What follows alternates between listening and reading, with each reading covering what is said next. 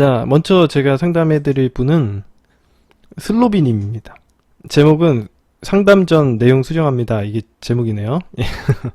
슬로비님이 이제 무료 연애 진단에 쓰신 글을 제가 한번 읽어보도록 하겠습니다. 여자분이시고 30살의 공무원이시고요. 교제 기간은 2달. 굉장히 짧으네요. 어떤 일이 있었는지 한번 보도록 할게요. 재회를 시도하려 이 카페를 찾았다가 재회를 포기하셨다고요. 몇몇 분들이 제 강의 보시고 재회를 포기하시는 분들이 좀 계시더라고요. 얼마 전까지만 해도 재회를 하고 싶어 두 번째 상담글을 남겼으나 의미 없는 일인 것 같고 노력할 가치도 없는 사람이라고 느껴져서 그만하려고 합니다. 미루코쌤도 안 만나는 걸 추천하시기도 했대요. 그랬나요 제가? 전 남친에게 포레스트님 제가 상담해드렸던 것 같은데 누군지 제가 이름이 기억이 안 나네요. 상담했던 기억은 확실히 납니다. 전 남친에게 복수를 위해 그리고 살기 위해 소개팅을 했던 남자친구와 2달 정도 되어가고 마음이 서서히 열리는 중이에요. 이번 연애를 잘 지켜나가 보고 싶어 이렇게 글을 수정합니다. 하루 전 갑자기 수정하게 되어서 죄송합니다. 사실 저는 이전의 연애에서 트라우마가 생긴 것 같고 자신이 없습니다. 이전 남자친구가 6개월이 지나고 점점 소홀해졌고 마음이 식어 헤어지게 되었습니다. 저는 그럴수록 더 집착했고요. 집이 바로 옆집인 탓에 거의 매일 만났는데 그러면 지칠 수밖에 없다고 미루크쌤이 얘기하셨어요. 그래서 지금 연애를 지키기 위해 남자친구가 자주 보고 싶어 해도 일부러 밀어내며 일주일에 한 2번 정도만 보려고 노력하고 있어요. 표현도 많이 안 하고 참으려고 하고 이게 맞는 건지 잘 모르겠네요.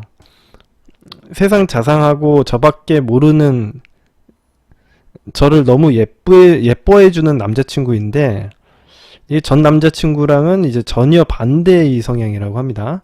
이 남자친구도 6개월이 지나면 변하겠지 이렇게 생각이 되고요. 계속 불안하다고 하십니다. 남자친구는 이전에 오래 연애를 했었고 현실적인 이유 때문에 헤어졌는데 연애 자존감이 많이 낮은 것 같아 칭찬도 많이 해주고 사랑해주며 잘 지내고 있습니다. 초반엔 다투기도 했지만 지금은 서로 행복하게 잘 만나고 있고요.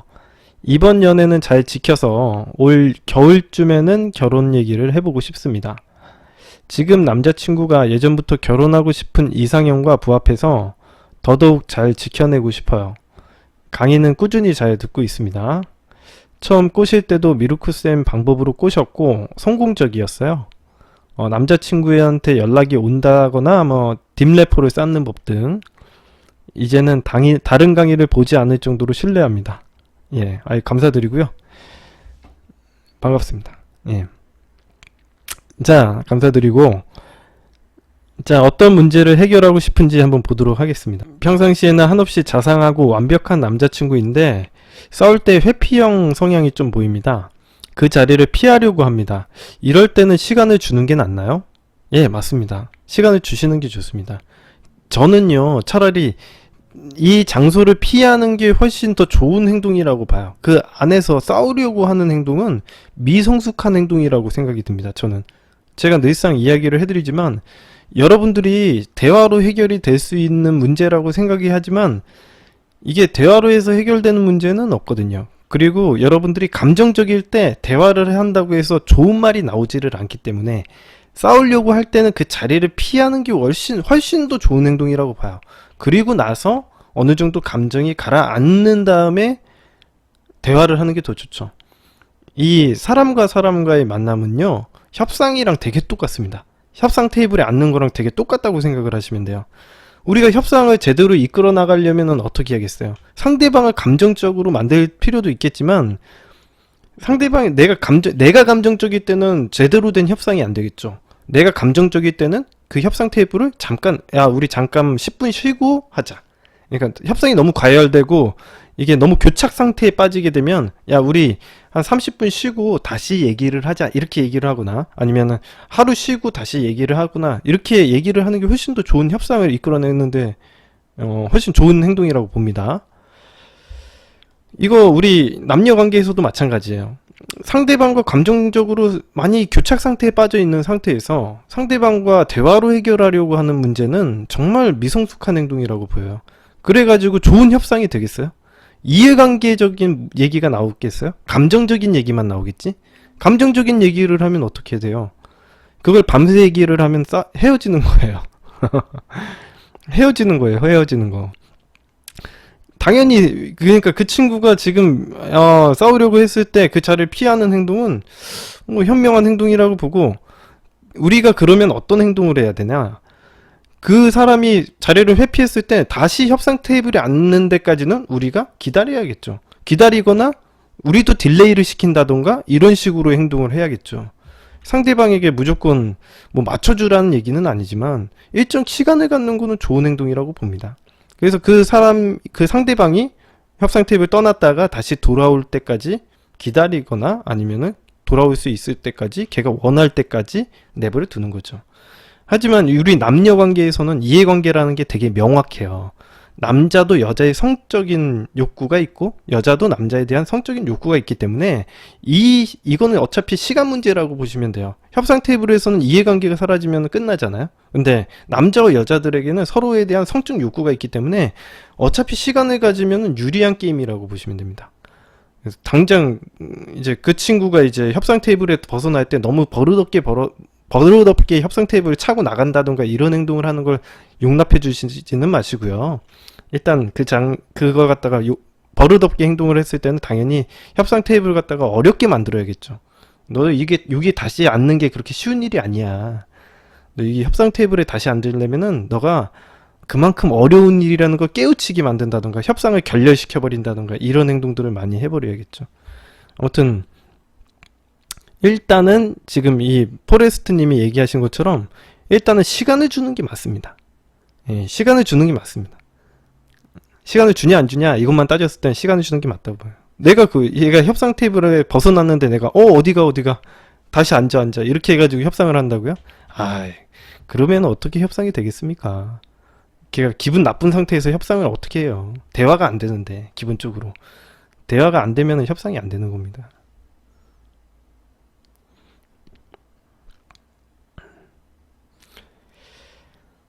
네, 반갑습니다. 꿀부장님. 자, 다툼이 생기고 감정이 격해지면 한 10분에서 1시간 정도라도 시간을 갖고 대화하는 게 효과적일까요? 제가 얘기하는 게 바로 이런 거예요. 그죠?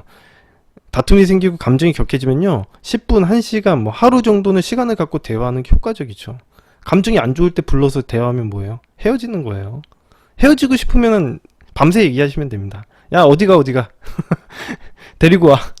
야 쟤 어디 왜 버릇없는 애 쟤 데리고 와서 협상 테이블에 강제로 묶어놓은 다음에 협상하는 거죠.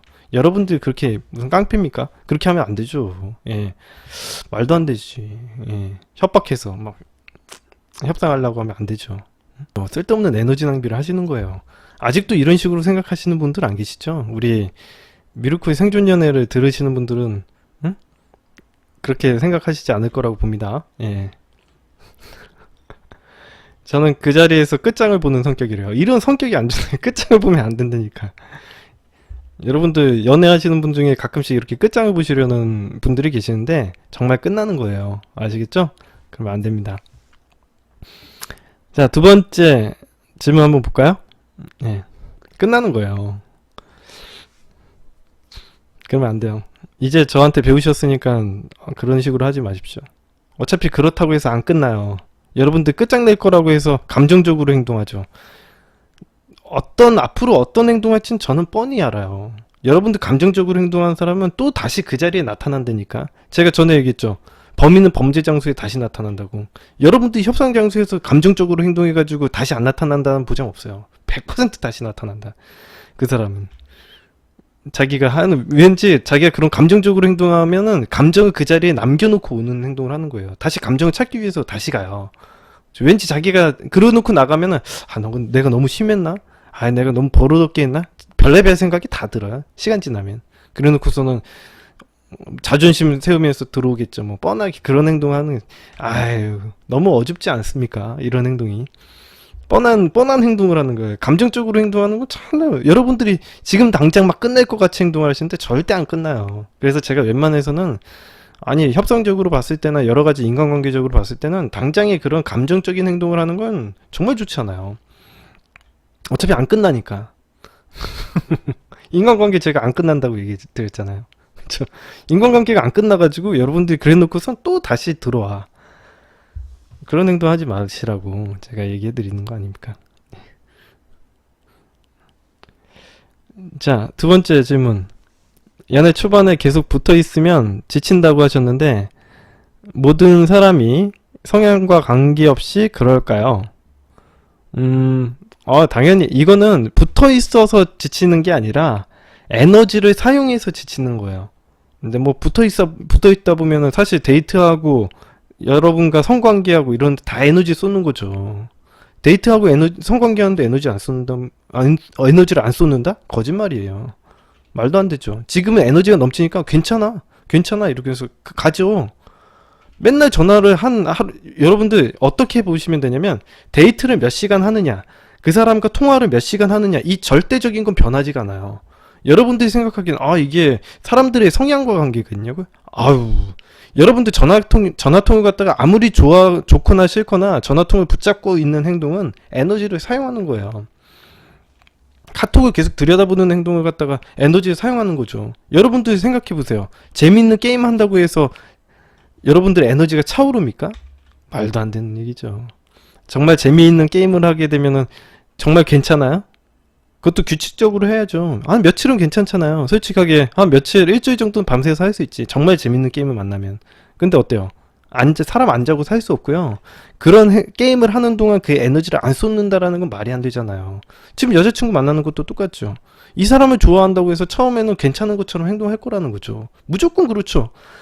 당연히 그렇죠. 하지만 절대적인 에너지를 쏟지 않는다? 거짓말이에요. 이건 성향이랑 무슨 상관입니까? 성향이랑 무슨 상관입니까? 좋은 질문이에요. 그럼 결혼하면 어떻게 되는 거예요? 그게 문제예요. 꼬몽이님, 그게 문제라고.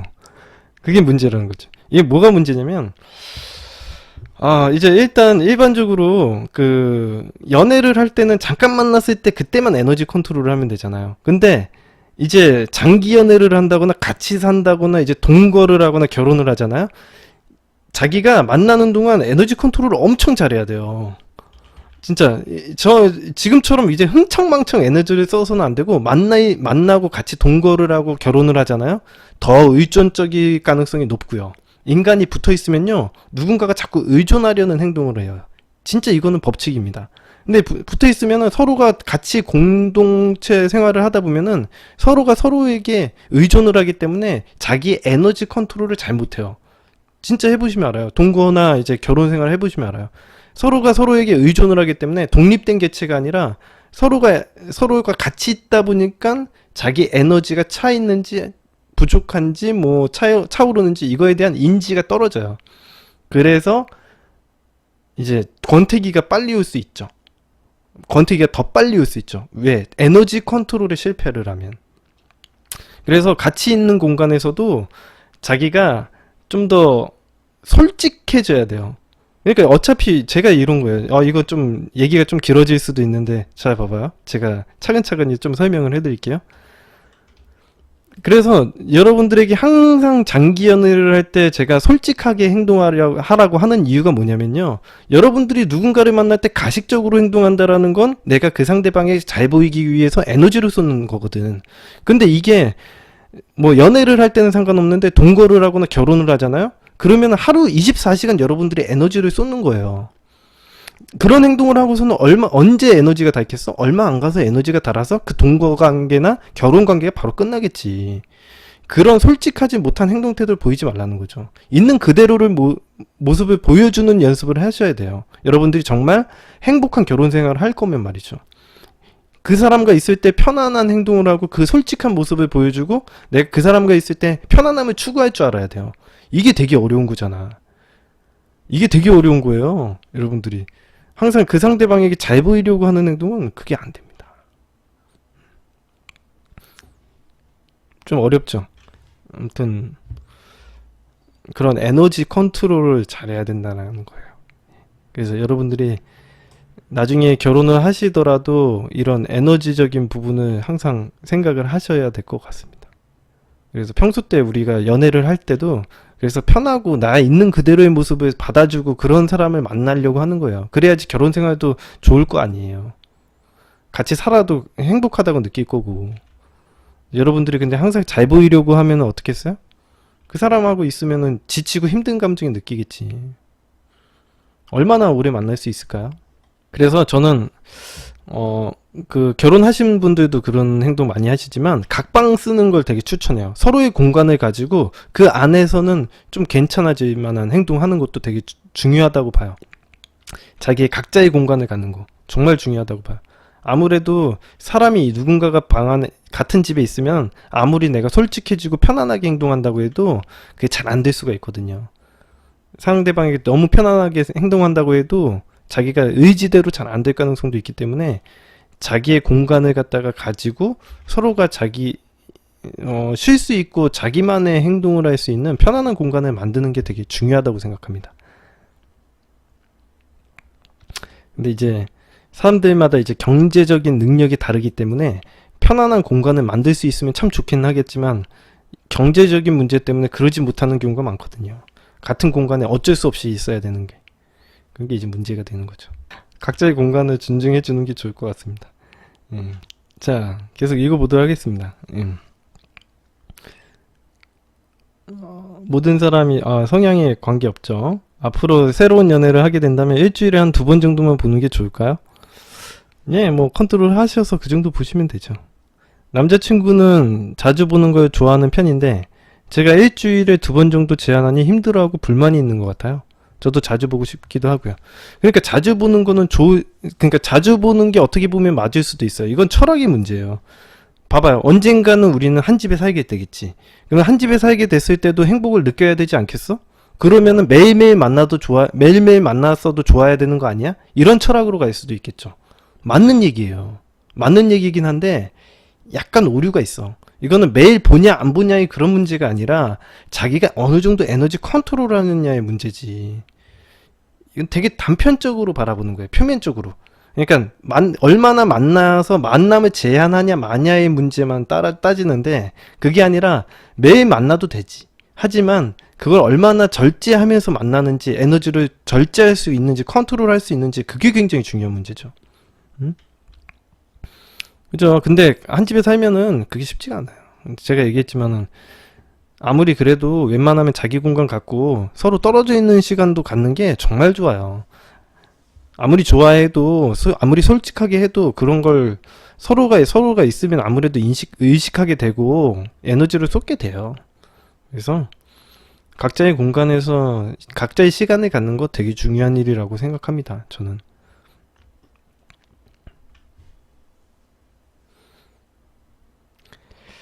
세 번째 질문. 한 사람이 많이 좋아하면 상대방은 상대적으로 질려하는 패턴이라고 생각해서 많이 표현 안 하려고 자제하고 있는데 이게 맞는 걸까요? 그리고 연락은 많이 안 하는 게 좋나요? 자, 이거 보십시오. 이런 것들이 되게 표면적으로만 보는 거예요.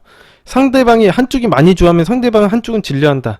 뭐 표면적으로는 그렇죠. 하지만 이거는 되게 연애를 못 하시는 분들에게 이해가 되게끔 설명하기 위해서 이렇게 표현을 하는 거고 사실 아주 진실적인 모습, 아주 궁극적인 부분을 얘기를 한다면 저는 항상 에너지 컨트롤이라고 얘기할 거예요. 왜냐면은 이게 질려하고 안 질려하고 이런 문제가 아니라 사실은 그 사람하고 잘 지내려면은 상대방과의 에너지 컨트롤을 해야 되기 때문에 쓸데없이 걔한테 좋아한다라는 어필을 하기 위해서 에너지를 쏟는 행동을 할 필요는 없죠. 그러니까 상대방이 떠나가지 않게 만들기 위해서 상대방을 안심시키게 만들기 위해서 나 너 좋아해. 나 좋아하고 있어? 자 봐봐 나 좋아하는 거 이런 식으로 쓸데없는 에너지를 낭비할 필요가 없다고 생각해요. 항상 장기 연애적인 측면에서 생각을 했을 때는 이런 상대방의 감정의 의심을 잠재우기 위한 행동을 한다라는 건 되게 안 좋아요. 언발에 오줌 누기식 대처라고 생각이 들어요. 왜냐하면 이걸 당장은 해가지고 걔의 의심이나 이런 불안을 잠재울 수는 있겠지. 지금 당장은. 하지만 또 다음번에 또 할 거 아니야. 근데 그런 식으로 내가 계속 쓸데없이 그 여자친구나 남자친구의 불안을 잠재우기 위해서 그런 내가 그 상대방에게 에너지를 쏟는 행동을 계속 한다면요. 언젠가는 쓸데없는 에너지를 소비하다가 결과적으로는 지치지 않겠어요? 그래서 상대방이 질려하는 거예요. 여러분들 제가 이런 식으로 이 에너지의 차원에서 제가 좀 설명을 해드리고 있는데 상대방의 그런 불안을 해소하게 만들기 위해서 내가 에너지를 과도하게 쏟다 보니까 나중에 의욕이 떨어져 버리는 거죠. 에너지가 사라져서. 그렇게 좀 생각을 합니다.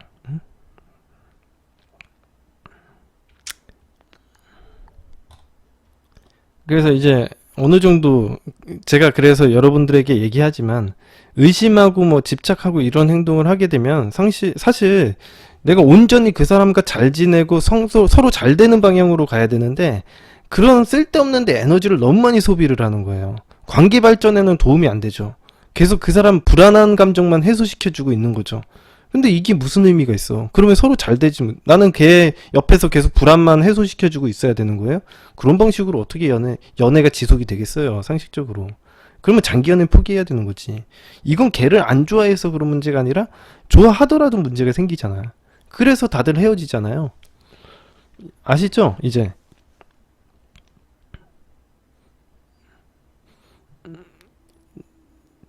자, 그리고 연락은 많이 안 하는 게 좋나요? 그러니까 연락은 조절해서 하면 되죠. 그래서 여러분들이 정말 보고 싶다고 생각할 때 하는 건데 참 잘 자기가 지금 현재 어떤 상태인지를 잘 포고해요.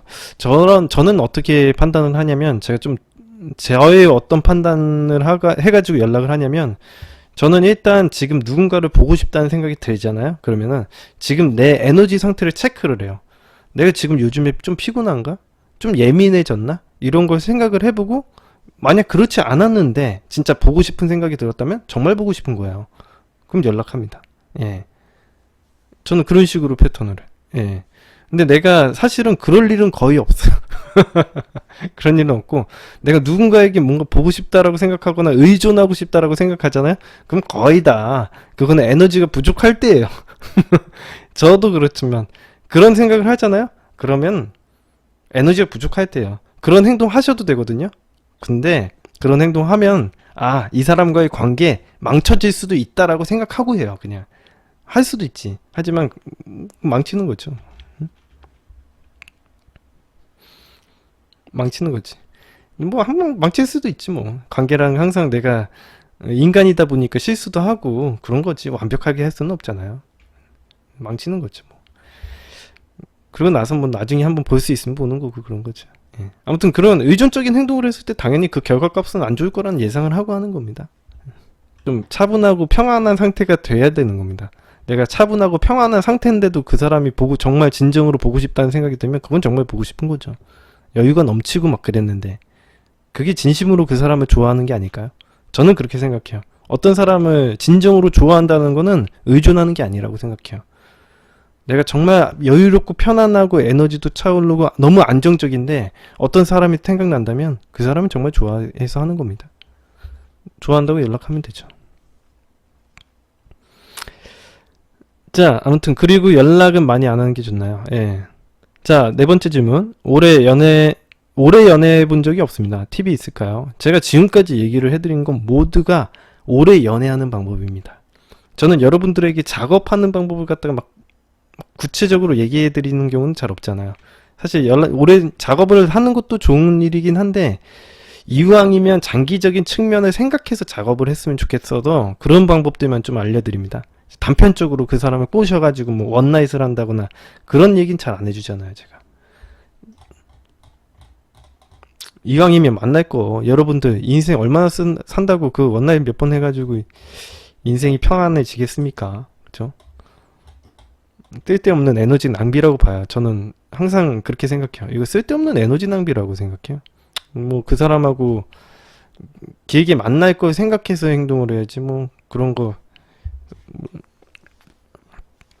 원나잇 하고 그러면은 별로 좋은 것도 없어요. 아이, 감사합니다.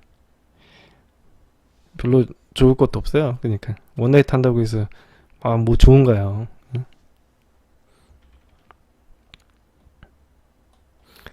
자, 그러면 계속 읽어보도록 하겠습니다.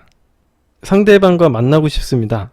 안녕하세요, 미르코님. 유료 상담을 진행했었던 포레스트입니다. 제 실수에 대해서 짚어주시고 마구 욕하셔도 됩니다. 그래서 제가 더 나은 사람이 되어서 상대방을 만나고 좋은 인연으로 이끌 수 있다면 다 받아들이겠습니다. 제가 작년 9월부터 노래하는 앱으로 상대방과 친해졌었고, 많은 우여곡절 끝에 지난 2월 구정이 지난 다음날 목요일에 저녁에 잠시 통화를 해서 만나기로 약속을 했었고, 이날 통화를 기점으로 지금까지 상세한 이야기와 느낀 점, 그리고 저희 생각들을 여기서 풀어보도록 하겠습니다. 그래요. 만나기로 약속을 하셨군요. 예. 지금부터 상대 여자를 A라고 하고 A 주변 남자 2명이 더 있는데 B와 C라고 하겠습니다. A의 페이스에 완전 휘말린 저는 의도적인 무시, 그리고 저와 통화 도중에 B와 C가 자신을 찾느니 가봐야겠다라는 행동들에 저의 멘탈은 산산이 부서지고 자존심은 끝없이 추락하였습니다. 그러던 와중에 미루코님의 유튜브 방송을 보게 되었고, 느끼는 바가 많아서 1월 1일부터 A에게 매일같이 보내던 모든 연락을 끊어버리고 1주일에서 2주일에 한 번 간단한 연락만 취하기 시작했습니다. 그런데 상대방의 반응이 놀랍도록 호의적으로 변하더군요. 그리고 절대 기념일이나 특별한 날에는 연락을 하지 말라던 미루코님 말씀대로 구정 연휴 때는 문자 하나 보내지 않고 그냥 저희 가족들과 보냈습니다. 아주 잘하셨어요. 그리고 연휴가 끝난 다음날 2월 7일 목요일 저녁, 대략 2주 만에 저녁 때 통화를 시도했었는데, 미루코 선생님 말씀대로 정말 반갑게 전화를 받았고 안부와 근황을 묻고 그냥 약간의 수다를 떨고 30분 정도 후에 끊었습니다. 그리고 일주일 정도 후에 저녁에 형이 피자를 먹고 연락이 와서 피자집으로 향하는 길에 가벼운 마음으로 전화를 걸었습니다. 이때 전화를 안 받을지도 모르겠다 생각했는데 의외로 빨리 받더라고요. 그리고 상대방은 전화를 받자마자 상대방이 전화를 받으면서 하는 말이 여보세요? C님이라고 C 남자의 예명을 딱 부르더라고요. 저를 C라고 알았던가 아니면 습관적으로 튀어나왔던 것 같습니다. 아니면 일부러 도발하려고 했다거나 뭐 이런 거겠죠. 평소에 저라면 멘탈이 산산이 부서져서 매우 불쾌해하면서 당황했겠지만 그때는 미루코님의 방송을 대략 60화 이상 본 터라 의외로 굉장히 침착하게 대응했습니다. 그래서 제가 너 C 전화 기다렸구나. 그 사람한테 내가 말해줄까? A가 너 전화 기다리고 있다고? 라고 되게 젠틀하게 얘기를 해주시죠. 그랬더니 매우 당황하면서 예? 제가 누구라고 했다고요? 아닌데? 이러면서 통화 화면을 확인한 후에 포레스트 님이시잖아요 라고 말을 정정하더라고요. 이때 웃음이 나왔습니다. 그래서 제가 그냥 코드 웃음을 치면서 그래 뭐 그냥 넘어가자 하면서 대수롭지 않은 척 넘어갔습니다. 오랜만에 전화한 저를 A는 매우 호의적으로 대했고, 그러던 중에 이제 더 이상 게임 안 하고 라이브로 수다도 안 떤다 라고 하더군요. B하고는 노래와 수다를 주로 했었고 C하고는 핸드폰 게임을 하면서 관계를 많이 이어나갔었거든요. 아무래도 그들과의 관계를 정리했다는 말을 은연중에 하고 싶었던 것 같습니다. 그래서 제가 이때다 싶어서 A를 떠보기 시작했습니다. 일본에 벚꽃 많이 이쁘지? 그래요. 뭐 벚꽃 이쁘죠. 그래? 그러면은 어쩌면 내가 벚꽃 필 때쯤에 벚꽃 보러 일본 갈지도 몰라. 나 원래 그렇게 즉흥적으로 혼자 여행 잘 가거든. 그러면 그때 오시면 제가 꼭 마중 나갈게요. 응. 너 일 때문에 많이 바쁘잖아. 너 피곤하면 안 와도 돼. 3월 중순쯤엔 오시면 그때는 일 끝나고 늦게라도 꼭 마중 나갈게요. 그래? 그러면은 만나게 되면 내가 좋은 카메라가 있으니까 너 진짜 이쁘게 찍어줄게 라고 하였고, 대화한 지 한 15분쯤 되었을 때 형이 온 것 같다며 하면서 통화를 마무리했습니다. 일단 저에게 매우 호의적으로 대했고 예전에는 누구를 만나는 게 부담스럽다며 만남 자체를 회피하던 아이였는데 이렇게 3월 중순에 오면 꼭 보자는 말에 1, 2주에 한 번씩 했던 연락 간격도 줄여도 괜찮지 않을까 해서 3, 4일 정도로 문자 톡을 하였고, 그 중간에는 노래 어플 안에서 댓글과 좋아요를 눌러서 다시 관심을 주기 시작했습니다. 그런데 제가 이런 행동을 하자마자 A는 갑자기 시큰둥한 반응을 보이더군요. 마치 만나러 나오겠다 말한 자기 얘기를 후회하는 듯한 모습을 보였습니다. 뭔가 일이 잘 풀리지 않는다고 직감한 저는 다시 연락을 뜸하게 했고 3월 15일에서 16일 일본 다녀오는 일정으로 비행기표와 호텔을 잡았습니다. 그리고 여행 가기 보름쯤 전에 연락을 했는데 바로 통화할 수 없음이라고 뜨더군요. 그래서 40분 정도 흐른 후에 상대방으로부터 전화가 왔습니다. 아, 통화 잠금이라 전화가 온 줄 몰랐어요. 미안해요. 제가 연락을 취할 때는 1주나 2주에 한 번 연락을 하였고 그때마다 15분 정도로 통화를 짧게 했습니다. 한마디로 나 때문에 통화 잠금을 해놓은 것은 아닌 것 같습니다. 그리고 라인은 통화 잠금을 걸면 모든 사람과 통화를 거부하게 되어 있어요. 특정 사람 한 명만 통화를 거부하려면 그 사람의 차단을 걸어서 모든 메시지와 함께 차단해야 합니다. 이때 드는 생각은 C가 나 말고 라인으로 대화하는 사람이 있었는데 왠지 그 친구가 굉장히 매달리고 귀찮게 해서 잠금을 해놨구나 라는 생각이 들었고, 그 예감이 맞았는지 최근 C는 노래 어플에서 자신의 프로필을 백지 상태로 해버리고 VIP마저 해지해 놓았습니다. 아 그랬구나, 괜찮아 라고 답했고 그냥 몇몇 잡담을 조금 주고받다가 여행 일정을 말했습니다. 아 그런데 나 3월 15일에서 16일 정도에 일본 갈 것 같아. 그때 볼 수 있어? 잘 모르겠어요. 아직 누굴 만나는 게 부담스러워요. 나가지 않을지도 몰라요. 아 그래? 꼭 봤으면 좋겠는데.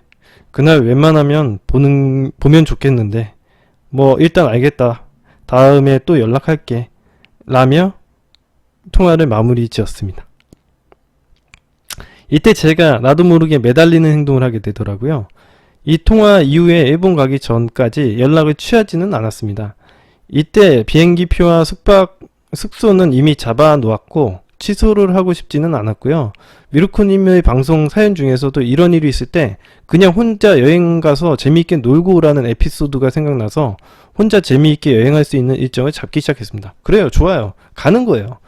그렇게 해서 가는 겁니다. 그리고 3월 15일 아침 10시 20분 비행기를 타고 일본으로 향하였고 일본에 11시 30분에 도착.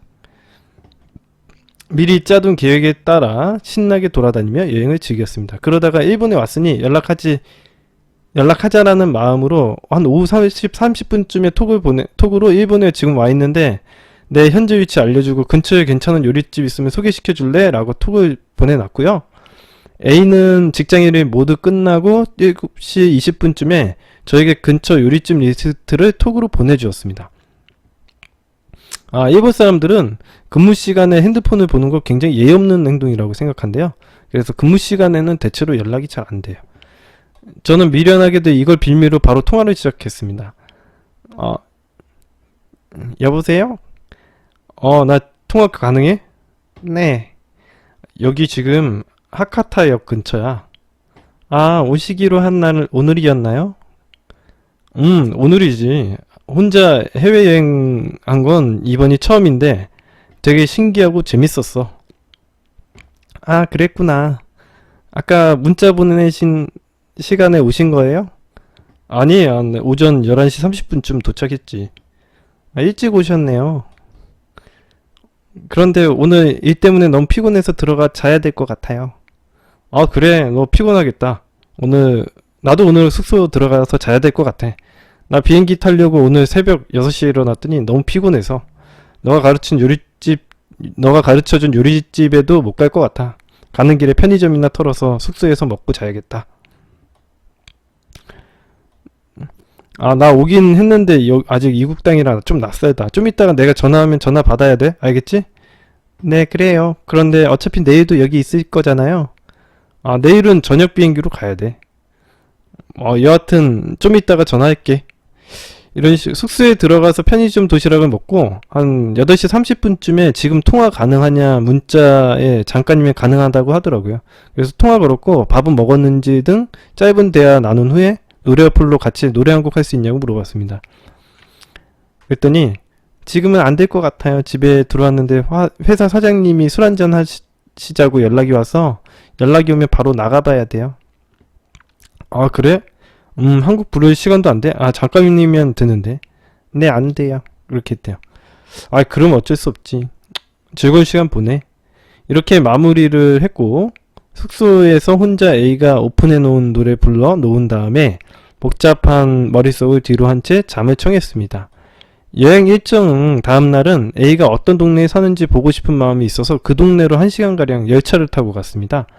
그리고 그 동네를 돌아다니다가 수십 번도 더 고민을 했습니다.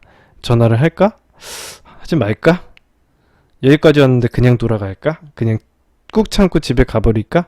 정말 많은 고민 끝에 집에 돌아갈 때 통화를 걸고 이제 집에 간다 다음에 또 오면 연락할게 라고 얘기하자라는 결론을 내렸고 3시 30분쯤 통화를 시도했는데 라인에서 현재 상대방이 통화 중입니다 라는 메시지가 뜨면서 통화에 실패하게 되었습니다. 이후로 돌아오는 연락은 없었고 저는 많은 실망을 안고 귀국하게 되었어요. 그리고 그 다음날에는 A는 제가 일본에서 불러놓은 노래를 듣고 좋아요와 칭찬하는 댓글을 달고 제 노래를 즐겨찾기로 해놓았더군요. 이 모습을 본 저는 앞으로 노래 어플에서 자기 노래만 하자는 의미로 받아들였고 많은 생각을 해봤습니다. 그런데 이후로 A가 좀 안 하던 행동을 하더군요. 원래 운전을 무서워해서 고속도로는 진입을 못하는 A인데 운전을 하면서 노래를 불러서 올린 겁니다. 아마도 운전하면서 노래를 해서 올리는 건 이때가 처음 일이었던 것 같아요. 오랫동안 같이 노래했지만 이런 적은 한 번도 없었거든요. 그리고 옛날에 정말 힘든 일이 생겨서 부른 노래가 있는데 이 노래를 대문에다 걸어놨어요. 이 노래를 부를 때 저와 약간 얽힌 일도 있었고 오랜만에 다시 노래를 부르게 되어서 제가 응원도 많이 해주고 했던 노래입니다. 여하튼 이런 노래를 대문에다 걸어 놓는다든지 이후로도 여러가지 노래를 부르는데 왠지 힘든 감정을 쏟아내고 있다는 생각이 들더군요. 그런데 저는 다가갈 수가 없었어요. 그게 저 때문인지 또는 내 감정 때문인지 뭐 확신을 할 수 없었거든요. 제가 할 수 있는 건 노래 친구로서 걔가 부른 노래들을 듣고 좋아요 누르고 가는 것밖에 없다고 느꼈습니다.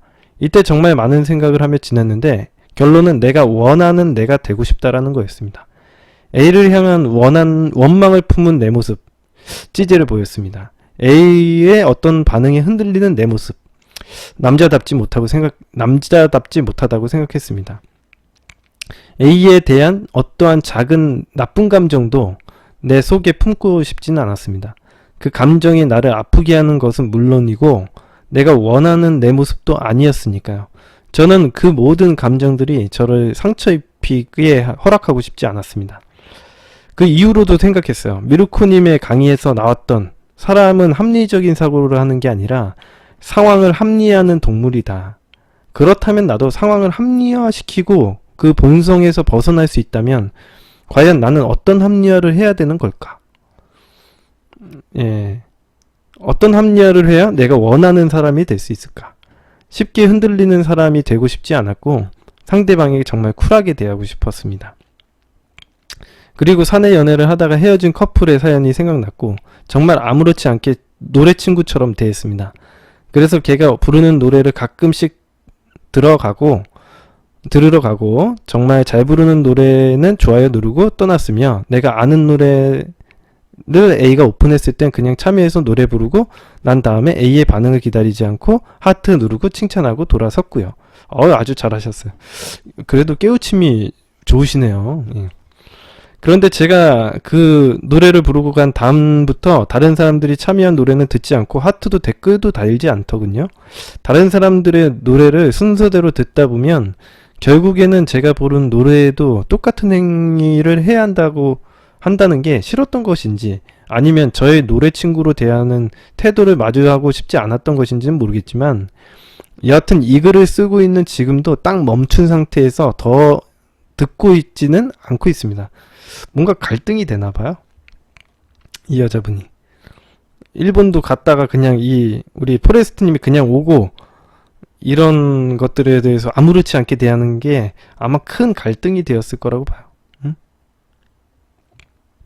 일본을 다녀온 후 4주 동안 저는 회사가 너무 바빠서 주중에는 밤 10시, 새벽 1시 30분 사이에 간간히 들어가 좋아요와 댓글 남겨놓는 활동만 하고 지내다가 4월 13일에 통화를 시도했지만 상대방은 받지 않았고 리턴 연락도 안 왔고요. 저는 맨 처음에 굉장히 실망을 하다가 무료 상담 사례 중에 겁이 나서 전화를 받지 못했다라는 여자분 사연들이 떠오르더라고요. 혹시 이 경우도 그런 게 아닐까라는 생각이 들자 A가 많이 안쓰러운 감정도 들었습니다. 여하튼 통화는 받지 않고 있었는데 그날 이후로 A의 어플 활동 시간이 점점 제가 활동하는 시간으로 옮겨졌고 속으로는 저는 얘가 웬일이지? 하고 생각했습니다. 그러다가 4월 16일 화요일에 일본인인 이 친구가 우리나라 미녀를 불러서 오픈을 하였고 저는 쿨하게 좋아요를 누른 후 댓글로 특기 나왔다 라고 하면서 댓글을 달았고 그렇게 5주 만에 제 댓글에 특기 그런가요? 감사합니다. 포레스트님 이렇게 응답을 달았더라고요. 너무 기분이 좋았어요. 그리고 그 주 금요일에 저랑 정말로 친동생처럼 생각하는 여자애 둘이 있었는데 이 아이들을 D하고 E라고 해야겠습니다. 저랑 D가 하고 E가 얼마나 친분이 두터웠던 관계인지는 A도 알고 있고 이제 D랑 E랑 함께 불러서 오픈해놓은 노래에 A가 참여도 했더군요. 이렇게 노래를 엄청 잘합니다. 그래서 속으로 웬일이지 하는 생각이 들었지만 그냥 편안하게 대하고 싶었고요. 댓글로 내가 운이 좋네 우연치 않게 3명의 목소리가 담긴 노래를 듣게 되고 하루 일과를 마무리하며 잘 듣고 간다 하면서 댓글을 남겼고 몇 시간 후에 제가 댓글에 포레스트님 들어주셔서 감사해요 오늘도 화이팅이에요 이렇게 답을 달기 시작했습니다. 좀 이제 감정 상태가 좋아졌나봐요 이 친구가. D가 저와 A와의 관계를 알고 있습니다. 서로 감정적이었던 깊었던 관계였던 것도 알고 있고요. D의 멘트를 받아서 잘 살려보려고 하고 싶더군요. 그래서 제가 그날 마침 금요일이라 나 내일 로또 1등 당첨될 예정이었는데 다 물 건너 간 건가? 대신 이 노래라도 가져간다. 이제부터 이 노래 내꺼. 고마워. 로또 1등 대신 이 노래를 왜 눈에서 눈물이 나지? 노래가 너무 감동적인가 봐. 이렇게 댓글 3개를 달아놓고 제 즐겨찾기에 그 노래를 넣어놨습니다. 그리고 나서 A로부터 댓글이 달렸는데 로또 대신 이 노래 꼭 1등 당첨되시길 빌어요. 포레스트님 고마워요. A가 이렇게 댓글로 응답하기 시작했습니다. 뭐랄까 편안하게 대해주고 싶었던 제 마음을 알아주는 것 같아서 기분이 좋더군요. 아무튼 이런 식으로 이게 계속 얘기가 왔다 갔다 하고요. 그러다가 너무 이게 얘기가 너무 길죠. 그래서 이제 끝부분만 좀 이 얘기를 보도록 하겠습니다. 이제 다 끝났어요. 아무튼 대화 나눈 거 조금 있고요. 대화 나눈 것만 좀 읽어볼까요? 이것만 좀 읽어볼게요. 포레스트님 미안요. 멘탈 깨져서 방치하고 있었지요. 히히. 맞점하세요. 전화 못 받아서 죄송해요. 이렇게 답변이 왔고 그래 그랬구나. 지금은 좀 괜찮니? A도 밥 맛있게 먹고 빨리 기운 차려야지. 생리가 스트레스 때문에 2주 늦었는데 어제 머리 단발로 확 잘랐더니 기운 나더라고요. 그리고 생리도 오고요. 지금은 보통이에요. 포레스트 님도 일 바쁘시겠지만 물이 마시고요. 머리 단발로 했어? 와, 마음에 들어? 여자들은 생리통 때문에 많이 힘들구나. 네, 마음에 들어요. 괜찮은 생리통보다 안 오는 게 더 스트레스더라고요. 그래서 산부인과 갔죠. 선생님이 곧 올 거라고 걱정하지 말라고 하셨는데 진짜 왔네요. 다행이다. 별일 아니라서. 난 집 이사하고 나서 일이 바빠도 견딜만 한 것 같아. 네, 별일 아니죠? 걱정 감사해요. 킥킥. 나 회사 빨리 안정시켜야 내 미래도 보장되기 때문에 신경 많이 쓸 수밖에 없는 것 같아. 이사 고생하셨네요. 고생하셨습니다. 일도 그렇고 프레스트 님도 바쁘시구나. 바삐 사는 게 좋은 것 같다. 동의해요. 저도 바빠서 행복하네요, 요즘. A는 어떤 일로 바쁜데? 전 일이랑 딱히 없네요. 그냥 일이 무지하게 바쁜 거? 그래. 그게 큰일인 거지. 나중에 단발 자른 모습 사진 찍어서 보내줄 수 있어? 머리쯤이야. 얼마나 이뻐졌는지 궁금하다. 바로 보내드릴게요. 더 이뻐졌겠네. 그럼요. 완전 회사 사람들이 머리 자르고 사람 됐다 하던데요. 아무튼 이런 얘기를 하고 잘 돼가고 계신 것 같아요. 예. 오케이. 여기까지만 읽어보도록 하겠습니다. 엄청 길었죠. 여러분들 듣느라고 고생하셨습니다. 일단 이제 질문만 하고 이제 답변만 드리고 이제 끝내면 될 것 같아요. 아이고, 고생했습니다. 자, 첫 번째 질문이, 제가 일본에 가기 전에 상대방의 시큰둥한 반응이 있었으니까 일본에 도착해서는 제 행동이 그냥 일본 요리집 알려달라고 하는 문자만 보내고 전화하지 않는 게 좋았을까요? 저는 일본 가서 하시는 행동 다 마음에 들었어요. 저는 사실 나쁘다고 생각하지 않았습니다. 뭔가 그러니까 내가 그때 찾아갔을 때 걔가 항상 레디 상태였을 거라는 보장은 없잖아요. 제가 항상 방송에서도 이야기했지만 내가 찾아갔을 때 상대방이 레디 상태일 거라는 보장은 없어요. 뭐 안 좋으면은 다음에 보면 되죠. 이렇게 집착하지 않고 한국으로 돌아오셨다라는 게 정말 잘하신 행동이에요. 뭘 했는지도 몰라. 너무 길어서. 쿨로이님은. 자, 2번 질문.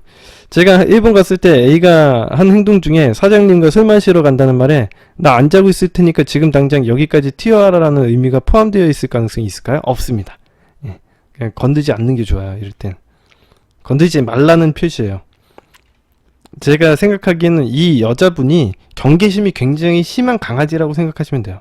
그래서 딱 지금 근데 우리가 여태까지 시간을 두고서 계속 친해지는 행동을 하고 공격하는 행동을 안 하잖아요. 그러니까 이 친구가 좀 익숙해져 가지고 이제는 조금 접근해 가지고 작업을 해봐도 될 만한 타이밍이라고 생각이 들거든요.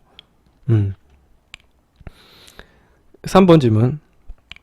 2번 질문이 만약 그렇다고 할 때는 가도 나오지 않았을까? 이거는 됐고. 4번. A는 자존심이 엄청 센 편 맞죠? 예, 맞습니다. 자존심이 센 게 자존감이 떨어지는 거예요. 이 여자분 제가 사연 다 알잖아요. 제가 기억나거든요. 포레스트님 사연. 이 여자분은 자존감이 낮을 수밖에 없어요. 그리고 경계심이 심한 강아지가 될 수밖에 없죠.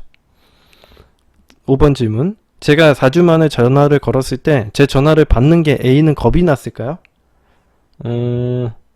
뭐 그랬을 수도 있죠. 그리고 아마 심적인 고민이나 아마 개인적인 상황이 되게 안 좋았던 시즌인 것 같아. 내가 보기에는. 그래서 얘가 좀 요즘에 힘든 시기를 겪었구나. 힘든 시기 겪고 나서 우리가 침착하게 가만히 있으니까 한자리에 포레스트님이 가만히 있으니까 얘가 다시 오잖아요. 그죠? 이거 굉장히 잘하시는 행동이에요. 이렇게 해서 사람들이 친해지는 거예요. 6번.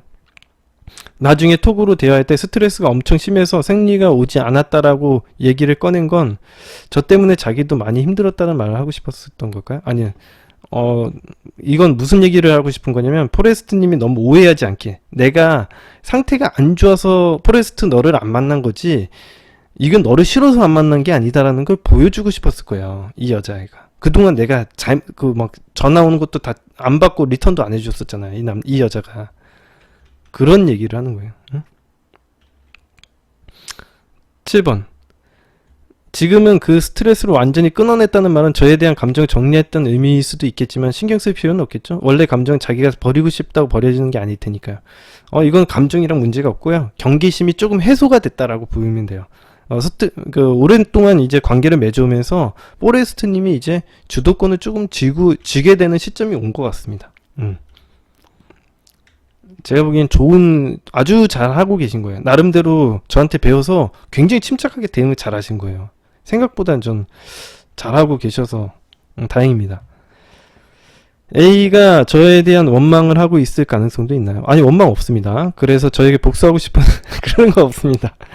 다른 분의 사연을 들어보면 제가 다시 매달리는 행동을 하기 바랄지도 모른다는 생각이 듭니다. 아니에요. 그런 거 없어요. 전혀 그런 거 없습니다. 9번.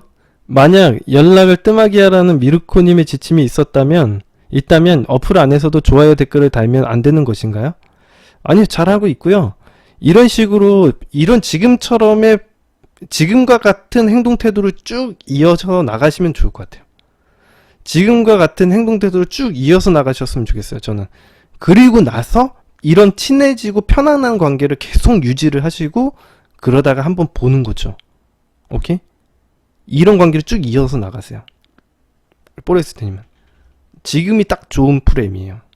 저는 이게 좋다고 생각해요. 편하고 하고 싶은 것도 하고 솔직하고 좋은 거죠. 이제는 우리 포레스트님이 솔직하더라도 가치를 낮추지 않아요. 저한테 배워서. 봐봐요. 우리 어느 정도 이제 공부를 많이 하시면은 내가 하고 싶고 솔직한 행동을 하더라도 가치를 낮추지 않으실 거예요. 지금 하시는 행동 딱 가치 낮추는 행동 없지 않습니까? 프레임 잡초님이 들어오셨어요. 자, 10번. 어플에서 다른 여자들과 노래하고 어울리는 게 A와 저와의 관계에 악영향을 미치지 않고 저희 가치를 더 높이는 행위겠죠. 아, 그럼요. 편안하게 행동하십시오. 11번. 이 사람하고 무슨 연인 관계 된 것처럼 이렇게 부담스럽게 행동하지 않으셨으면 좋겠어요. 어차피 일본 계시고 만나는 것도 힘들잖아요. 만나게 되면 그때 이제 연인 관계처럼 하면 되지. 지금처럼 벌써 연인 관계로 만들어서 가려고 하면은 굉장히 부담스러울 것 같아요, 저는. 상황이 좀 안 맞는 행동이고 관계를 갖다가 너무 급진적인 방향 아닌가라고 생각이 듭니다. 11번. 일부러 어떤 일로 스트레스를 받았는지 묻지는 않았습니다. 왠지 물어보면 안 될 것 같다는 느낌이고요. 잘한 일일까요? 네, 그럼요. 예, 그런 거 물어보시면 안 돼.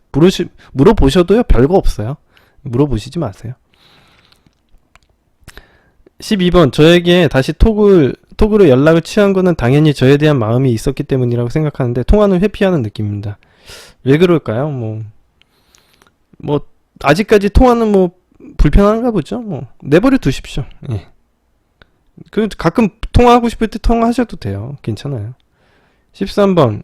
일본에 가서 취한 행동이 A가 느끼기엔 버림받았다고 느껴질 수도 있나요? 아니요, 그런 거 아니에요. 잘하셨다니까요. 잘하셨어요. 이제 A와 일단 만나고 싶으시다고요? 그런데 이후에 어떻게 메시지를 보내고 어떤 간격으로 전화 통화할지 이게 궁금하시군요.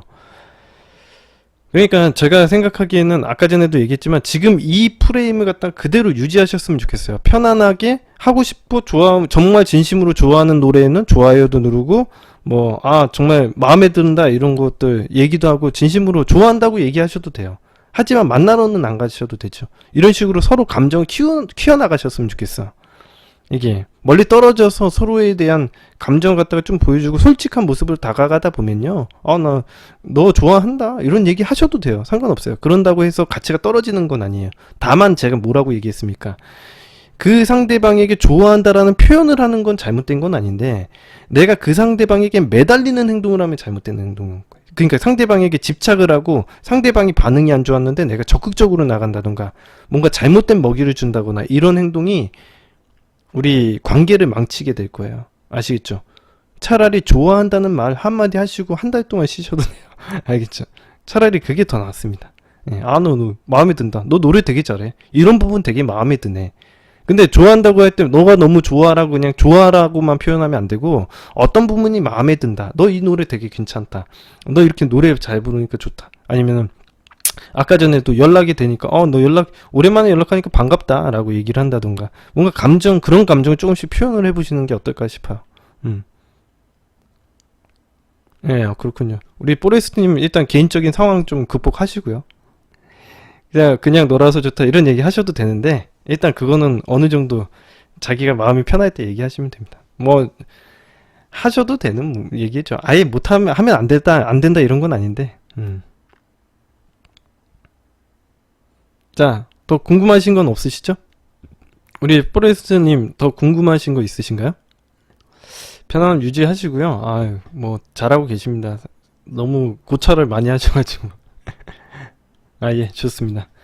자, 오늘 상담은 여기까지 하고요. 오늘 제가 이야기해드렸던 강의편으로 가보도록 하겠습니다. 경제 강의를 제가 좀 해드리려고 해요. 제가 경제 강의를 갖다가 준비를 하면서 진짜 많이 고민을 많이 했어요. 어떤 걸 얘기를 해줄까? 저번 시간에는 제가 물가와 인플레이션율, 물가 상승률에 대해서 이야기를 해드렸었는데, 뭐 부자 아빠 가난한 아빠 얘기도 해주고 그랬는데, 어떤 얘기를 해줄까? 실제로 좀 투자에 도움이 되는 얘기를 해주려고 생각을 많이 했었거든요. 그래서 맨 처음에는 유가 상승, 지금 기름값이 얼마나 오르고 왜 오르고 있는지에 대해서 원래 분석을 해서 좀 얘기를 해주려고 하고, 소주값 인상도 생각을 해봤는데, 이런 거 저런 거 막 준비하다가 보니까 결과적으로 제가 좀 알려드리고 싶었던 게, 마셜 플랜이라는 그 어떤 과거에 어떤 있었던 얘기가 있거든요. 근데 너무 어려운 얘기는 아니고 그냥 역사 얘기니까 인문학 강의다라고 생각하시고 좀 들어보시면 좋을 것 같습니다. 이런 걸 세계가 흘러가는 어떤 흐름을 알아야지 여러분들이 좀 세상을 그 어떤 투자를 할 때도 도움이 될 거예요. 제가 재미있는 스토리텔링으로 해가지고 지금 얘기를 해드릴 테니까 재미있는 얘기 듣는다 생각하시고 한번 들어보십시오. 먼저 제가 명언 두 가지를 좀 얘기를 해드리도록 하겠습니다. 오늘 강의를 시작하기 전에 명언 두 가지를 얘기를 해드릴게요. 네이선 로스차일드라는 사람이 이런 얘기를 했습니다. 이 사람이 누군지는 제가 좀 이따가 얘기해 드릴게요.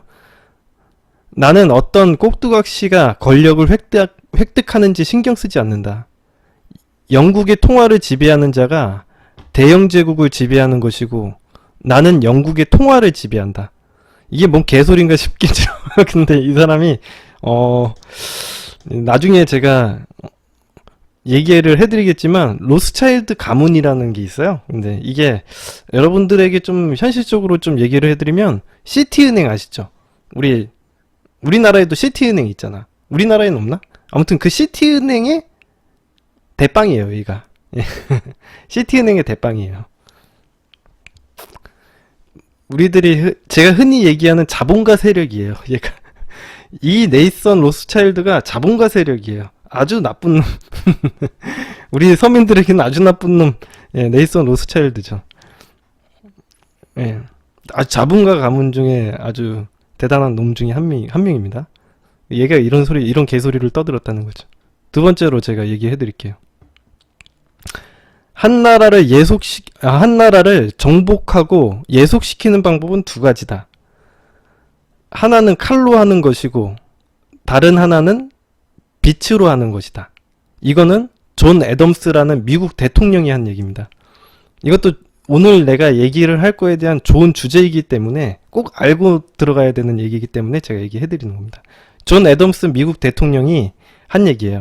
우리 한 나라를 정복하기 위해서는 칼로 하거나 아니면 하나는 빛을 지게 하는 거죠. 상대방을 돈으로 빛을 지게 해가지고 예속을 한다라는 얘기입니다. 예. 자, 제가 여기에 대해서 좀 추가적으로 제가 이야기를 해드리자면, 우리가 예전에는, 빛이라는 게, 빚지게 할 때 빛. 그러니까, 뭐라고 해야 돼? 빛 알잖아요.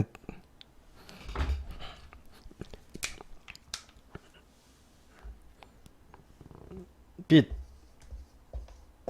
이거 빛이라고 하죠. 빚지는 거. 이거.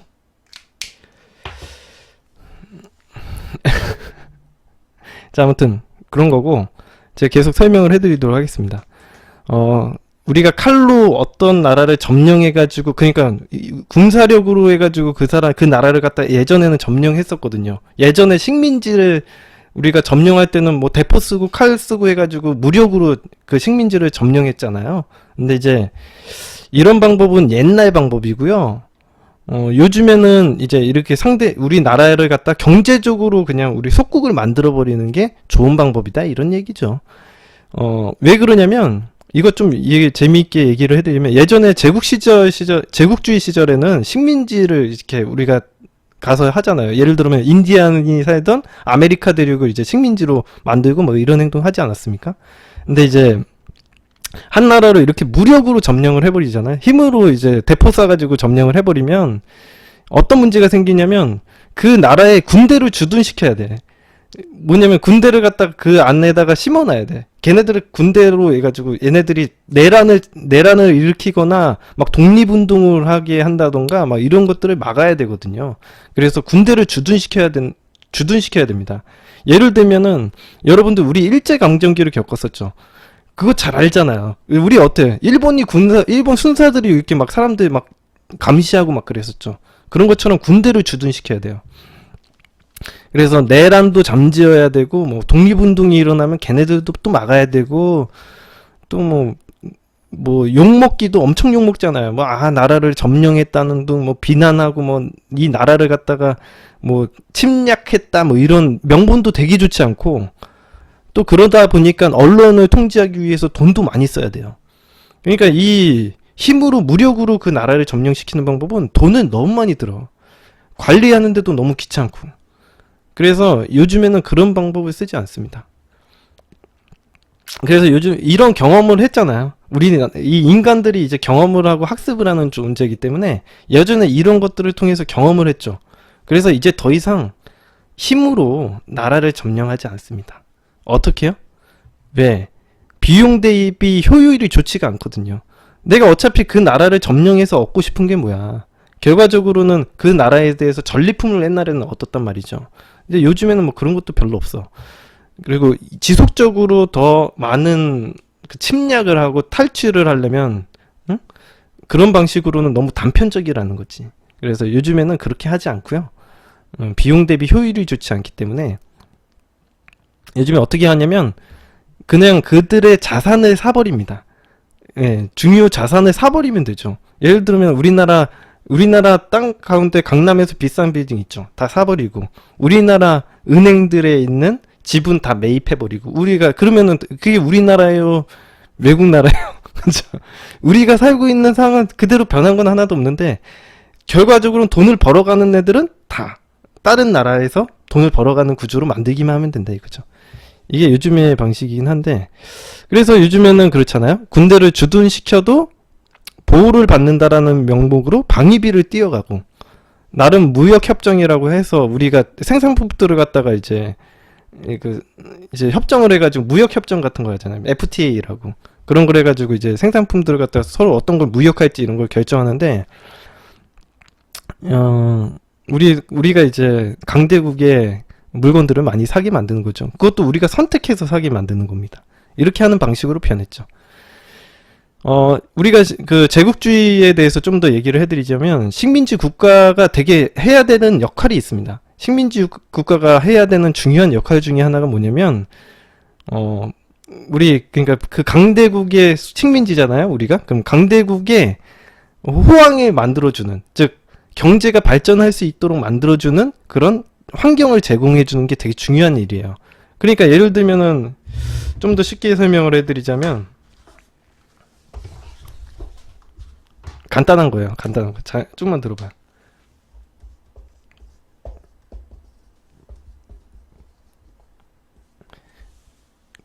우리가 경제가 호황이라고 얘기하거나 불황이라고 얘기하잖아요. 여러분들 세상에서 많이 쓰잖아요. 경제가 어떨 때는 호황이다. 어쩔 때는 불황이다. 이런 얘기 하죠. 어떻게 하면 불황이고 어떻게 하면 호황이에요?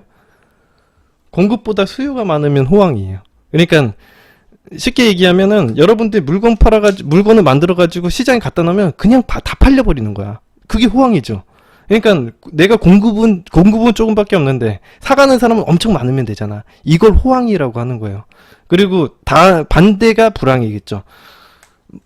공급은 엄청나게 많은데 수요는 별로 없는 거야. 그러면은 물건을 내다가 만들어도 얘네들이 사가는 사람이 없는 거지. 그걸 갖다가 불황이라고 하는 거예요. 그죠? 근데 이제 경제가 발전하려면은 호황이 돼야겠어요? 불황이 돼야겠어요? 호황이 돼야 되죠. 그러면 그래서 이제 식민지가 어떤 역할을 하냐면 그 본국에서 생산하는 생산품들을 주요 수요처로 사용을 해요. 소비처나 수요처로 사용을 해요. 옛날에도 그렇죠. 우리 일제강점기 때도 그렇게 했어요. 실제로 여러분들이 잘 모르시겠지만 일제강점기 때도 일본에서 만들어내는 생산품들을 우리나라에 팔아요. 요즘에 어떤 게 있냐면 요즘에 영화 중에 자전차왕 엄복동이란 거 있죠. 여러분들 그 완전 쫄딱 망한 영화인데 그거 보시면 아시겠지만 걔네들이 막 자전거 대회 열고 자전거 홍보해서 막 팔아요. 그거에 대해서 그 영화 내에서는 자세한 얘기가 안 나왔는데 그 하는 목적이요. 이 비싼 자전거 이 조선 사람들한테 팔려고 하는 거야. 그러니까 그래가지고 뭐 우리나라 옛날에 식민지나 이런 사관들이 박혀 있어가지고 어떤 학습이 되어 있어요? 사람들이 일제 좋다 뭐 미제가 최고야 이런 얘기 하잖아요. 이런 것들이 그런 것 때문에 그렇습니다. 왜냐면 걔네들은 우리나라 본국에 있던 그런 생산품들을 갖다 주요 소비처로 사용을 해요. 그러니까 옛날부터 이게 완전 아주 초창기 1차 식민지 시대에 벗어나고 2차 식민지 개념 생길 때부터 그런 게 변해요. 이게 원래는 옛날에는 그냥 경제 개념 없을 때는 가서 침략해서 물건 훔쳐버리고 그런 개념밖에 없었거든요. 옛날의 식민지는. 근데 두 번째 2차 식민지부터는 그 나라를 점령해서 주요 소비처로 사용을 해요. 그래서 바뀌잖아. 우리나라 식민지의 그런 하는 방식이 바뀌어요. 점점. 자, 그래서 우리나라 우리나라만 좀 따져보면은, 이거 얘기하면 끝도 없는데요. 그래서 이제 우리나라가 주요, 이제, 우리나라가 주요, 이제 미국으로부터 어떤 걸 수입하느냐, 이런 것들 잘 보면 알아요. 그래서 이게 유가 문제를 갖다가 얘기를 안 할 수가 없거든요. 기름값이 왜 오를까, 이거 얘기를 안 할 수가 없거든요. 이런 것들을 조금만 생각을 해보면 현 시점에서 우리가 어떤 현물을 사야 될지 어떤 거에 대해서 투자를 해야 될지 감이 오겠죠. 지금 이 얘기만 듣는다고 하더라도 내가 지금 그러면 이 시점에서 어떤 현물을 사야 될까? 어떤 거에 투자를 해야 될까? 이런 것들을 알게 되겠죠. 그러면 지금 예를 들면 기름값이 오를까 내릴까 이 정도는 알 수 있지 않겠습니까? 앞으로 기름값이 더 오를 것 같으세요? 내릴 것 같으세요? 이런 것들도 알 수 있겠죠. 예. 자, 아무튼 요런 정도의 생각을 알 수 있겠죠. 예. 오를 것 같아요? 제가 생각하기엔 오를 것 같습니다. 예. 우리나라 지금 현재 어떻게 하고 있냐면 미국의 여러분들 제가 나중에 또 이 기름값 인상에 대해서 제가 추가적으로 제가 강의를 또 만들어서 얘기를 해드릴 텐데 일단 기본적으로 미국의 셰일오일이라는 셰일가스 혁명이 일어났습니다. 셰일가스에 대해서 설명하려면 정말 시간이 오래 걸리는데 간단하게만 얘기를 하면 미국이 이제 천연가스와 오일을 이제 기름을 생산하는 최대 생산국이 돼버렸어요. 이제 현재는 미국이 1위입니다. 그러니까 기름 생산량과 천연가스 생산량이 1위예요. 이거 갖다가 누구한테 팔아야겠죠. 근데 이제 기름 같은 경우에 이제 날아가지가 않아요. 어디 가만히 있어. 기름 같은 경우에는 이제 캐고 가만히 이제 드럼통에 담겨 놓으면 어디 사라지진 않거든요. 문제는 뭐냐면 천연가스예요. 천연가스는 계속 기화돼서 날아가요. 이걸 갖다가 어디에다 팔지 않으면 기화돼서 날아가요. 그래가지고 이 기화되는 에너지를 갖다 빨리 팔아야겠죠. 그래서 우리나라가 엄청나게 사주는 겁니다. 그래서 미국의 LNG 천연가스를 사주는 대표적인 세 나라가 있죠. 우리나라, 일본, 대만 이렇게. 걔네도 우리나라 미국의 식민지라고 보시면 됩니다. 미국의 식민지라고 보시면 돼요. 저도 이과 나왔습니다. 예. 아무튼 요런 식으로 생각하시면 되겠죠. 그래서 아무튼 근데 이제 이거 얘기하려면 너무 길어가지고 요거 얘기하면 마셜 플랜 얘기 못합니다. 근데 요런 것들도 있다 이런 겁니다. 그래서 요즘에는 주식시장에 ETF라는 것도 있어가지고 주식처럼 이제 금이나 기름도 이렇게 편하게 투자할 수 있게 만들어 놨어요. 상장지수 펀드라는 게 있는데 그냥 뭐 주식이랑 비슷하다고 생각하시면 됩니다. 이런 것들 예측해놓고 사놓으면은 이제 오를지 내릴지 이런 거 생각해가지고 사놓으면은 이제 저축하는 것보다 낫겠죠. 근데 이제 제가 이야기하는 거를 갖다가 그냥 맹신하고 기름 사지 마세요. 예. 여러분들의 어떤 기업이나 현물 같은 데 투자하려면요. 그게 어떤 구조로 수익이 나는지에 대해서 알고 앞으로의 향방을 스스로가 좀 가늠할 줄 알아야 됩니다. 그래야지 믿음이 생기고 불안해하지 않을 수 있지. 사놓고선 불안해. 그렇죠. 무턱대고 미르코가 이거 좀 오를 것 같다는데 살라고 하면 이거 사놓고서는 불안해가지고 투자 못합니다. 예. 그래서 막 떨어지면 팔고 오르면 사고 뭐 이런 식으로 하죠. 초보자들이. 그러면 이제 투자 손실만 나는 거지. 아무튼 제가 얘기했지만 저번 시간에도 얘기했지만 한 5년 동안 한 100만 원 가지고 꾸준히 연습해 보라고. 그리고 나서 자기가 투자에 자신감도 붙고 좀 자기가 어떤 공부도 많이 했다 생각하면 그때부터 이제 투자 금액을 조금씩 늘려나가야지, 이런 뭐 누구 얘기 듣고서 막 사면 안 됩니다. 뭐 수익이 안 나요. 응? 절대 그런 행동 하지 마십시오. 자, 그래서 제가 이런 얘기를 해드리는 거, 식민지 정책에 대해서 이야기를 하는 거는 제가 마셜 플랜에 대해서 설명을 하려고 하기 때문에 그런 거예요. 제가 또 한 가지, 마셜 플랜 설명하기 전에 딱 한 가지 또 얘기해 드리도록 하겠습니다. 재밌는 얘기예요. 여러분들 파나마라는 나라 아시죠? 파나마라는 나라가 어디 있냐면, 여러분 모르시는 분들도 있을 수 있어가지고 제가 한번 보여드릴게요.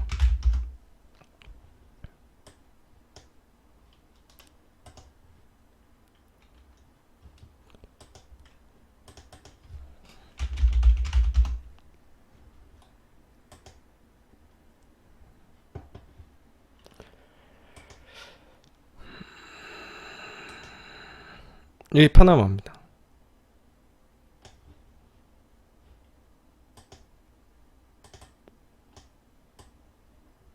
파나마. 여기 파나마예요. 여기 이 나라가. 좀 더 줄여볼까요? 이 파나마라는 나라가 보시면 아시겠지만 어디 있냐면,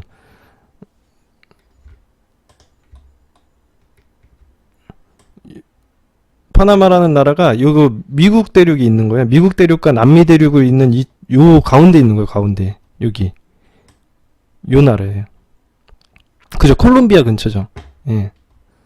아싸라비아 콜롬비아 근처입니다. 자, 아무튼 여기인데, 예, 이 나라가 그 어떤 얘기를 하고 싶은 거냐면, 이 파나마의 이제 파나마가 아주 중요한 역할을 하는 게 파나마 운하라는 게 있어요. 그러니까 미국과 라틴 아메리카 그 사이에 있으면서 이제 왔다 갔다 하는 백기를 운하를 만들었어요. 거기에. 그걸 파나마 운하라고 하죠. 이거 원래 옛날에 이거 파나마라는 나라가 지금은 나라로 독립해 있지만 예전에는 콜롬비아 땅이었어요. 사실. 근데 예전에 콜롬비아 땅이었는데 원래 프랑스가 그 파나마의 운하를 건설하려고 했는데 이게 그때는 기술력이 부족해가지고 운하를 건설하려다가 실패를 합니다. 근데 이제 미국이 앞으로 이제 태평양 시대가 올 거다라는 걸 전망을 하고 프랑스로부터 파나마 운하 굴착권을 갖다가 사들여가지고 운하 건설을 하려고 했는데 콜롬비아가 반대를 하는 거예요. 원래 콜롬비아 땅이었으니까 콜롬비아가 반대를 합니다. 아, 싫다고. 그러니까 이게 미국이 자기 마음대로 안 되잖아. 자기는 이게 꼭 필요한데 이 파나마 운하 이 교통권을 엄청 필요하거든요. 이거 아니면은 저기 태평양까지 가려면 한참 뺑 돌아서 가야 되잖아. 얘네가 반대하면은 짜증나죠. 그래서 어떻게 했냐면 자기 맘대로 안 되니까 그때 당시에 이제 미국 대통령이 루즈벨트 대통령이었거든요. 그때 어떻게 하냐면 그 콜롬비아 내에 있던 파나마 반군 세력이 있었어요. 그러니까 파나마 원래 원주민들을 갖다가 지지하는 거지. 너네들 독립시켜줄게. 새로운 국가를 만들어줄게. 너네들만의 나라를 만들어줄게. 이렇게 해서 지지를 해서 1903년에 11월에 반란군이 독립을 합니다. 그래서 콜롬비아가 이제 반란군을 저지하려고 했는데 미국이 도와주니까 뭐 깨갱이죠. 명분도 좋죠. 파나마 독립을 해준다라는 대의 명분이 있으니까. 미국은 이것을 계기로 해서 파나마 운하 지역에 그 운하를 갖다가 전체를 영구 임대한다라는 계약을 해버려요. 그리고 2014년에 운하를 완성합니다. 네. 이게 그냥 단순히 교통비 받는 것뿐만 아니라 전략적인 전투적으로도 전략적이에요. 여기가 꼭 필요해요. 미국에게는. 그래서 그러니까 군함이 가더라도 그쪽으로 왔다 갔다 유럽과 이 태평양 지역을 갖다가 왔다 갔다 할 수 있는 이 백길이 너무 전략적으로 중요한 거야. 이게 꼭 필요했던 거죠. 아무튼 그렇게 하다가 이제 이게 핵심 운하를 갖다가 미국이 계속 가지고 있으니까 파나마는 아무것도 없는 나라잖아요. 그 파나마 운하밖에 없는 나라거든. 근데 그 파나마 운하를 갖다가 미국이 소유를 하고 있으니까 파나마 내부에 있는 시민들이 불만이 쌓여가는 거야. 이걸 평생 얘네가 가지고 있다는 게 짜증이 나는 거지. 자기 나라에는 그것밖에 없는데 거기 있는 국민들은 되게 안 좋잖아. 혜택이 없잖아요. 그래서 이제 반란 세력이 좀 일어나서 군사 쿠데타가 일어나가지고 이제 미국을 갖다가 이제 좀 어렵게 만드니까 미국이 그때 당시에 이제 권력을 잡았던 그 파나마의 정권을 잡았던 노리에가라는 사람이 있었거든요. 그 지도자를 갖다가 마약 밀매 혐의로 파나마를 침공합니다. 그래서 파나마를 제압하고 군대를 해산시켜 버려요. 이게 1994년에 일어난 일이에요. 여러분들 이게 잘 들으시죠? 제가 이거 괜히 얘기해 드리는 게 아니에요.